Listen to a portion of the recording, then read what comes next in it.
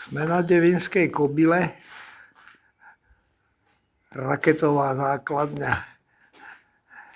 Toto je nad Dúbravkou. Boli rakety Vega, Volchov a podobné. Ruiny, všetko posprejované čmáranicami, vykradnutý hydrant, všetko železo. Že sa ich chcelo na ten kopec šlapať a kradnúť to železo.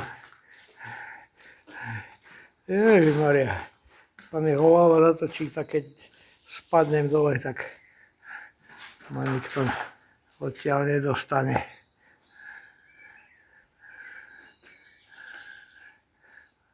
Poriadne to tu zničili.